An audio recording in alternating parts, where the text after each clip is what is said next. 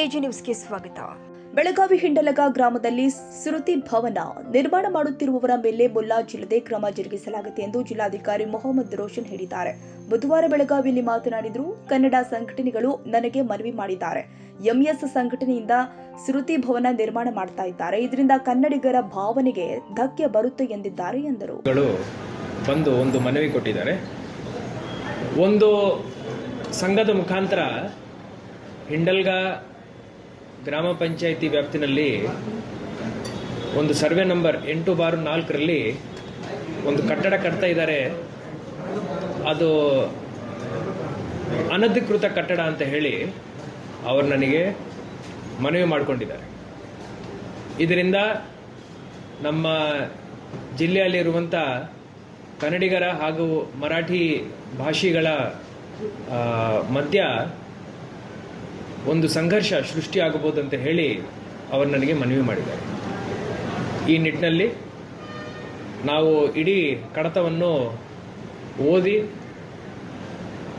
ಆ ಜಾಗದ ಮೇಲೆ ಏನು ಕಟ್ಟಡ ಕಟ್ಟಲಿಕ್ಕೆ ಆ ಸಂಘದವರು ಹೊರಟಿದ್ದಾರೆ ಅದಕ್ಕೆ ಯಾವುದೇ ಪರ್ಮಿಷನ್ ಇಲ್ಲ ಹಾಗೂ ಅದು ಬಿನ್ಶೇತಿಗೆ ಆಗಲಿಲ್ಲ ಅಂತ ಹೇಳಿ ನನ್ನ ಗಮನಕ್ಕೆ ಬಂದಿದೆ.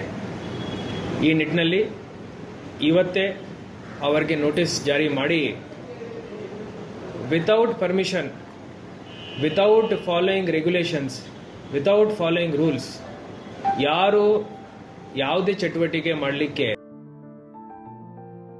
ಕನ್ನಡಿಗರ ಮೆಚ್ಚಿನ ನಿಮ್ಮ ಎಜೆ 24/7 ನ್ಯೂಸ್ ಕನ್ನಡ ವಾಹಿನಿ ಇದೀಗ ಟಿವಿಯಲ್ಲಿ ಲಭ್ಯ. ವೇಳೆ ನೋಟಿಸ್ ಕೊಟ್ಟಿದ್ರೆ ವಾಪಸ್ ತಗೋತೀವಿ.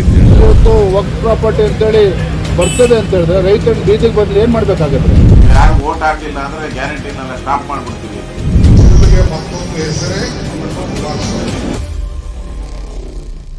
ಕರ್ನಾಟಕ ಮತ್ತು ದೇಶ ವಿದೇಶ 360 ಡಿಗ್ರಿ ಸುದ್ದಿ ಹಾಗೂ ಉತ್ತರ ಕರ್ನಾಟಕ ಬೆಳಗಾವಿ, ಬಾಗಲಕೋಟೆ, ಧಾರವಾಡ, ಹಾವೇರಿ, ಗದಗ, ಬಿಜಾಪುರ ಜಿಲ್ಲೆಯ ಕ್ಷಣ ಕ್ಷಣದ ವಿವರವನ್ನ ಪಡೆಯುವುದಕ್ಕೆ ಎಜೆ 24/7 ನ್ಯೂಸ್ ಕನ್ನಡ ವಾಹಿನಿಯನ್ನ ಲೈಕ್ ಮಾಡಿ, ವಿಡಿಯೋಗಳನ್ನ ಶೇರ್ ಮಾಡಿ, ಕಮೆಂಟ್ ಮಾಡುವ ಮೂಲಕ ನಮ್ಮ ವಾಹಿನಿಗೆ ಸಹಕಾರ ನೀಡಿ ಮತ್ತು ಚಾನೆಲ್ ಅನ್ನ ಸಬ್ಸ್ಕ್ರೈಬ್ ಮಾಡಿ. ಧನ್ಯವಾದಗಳು.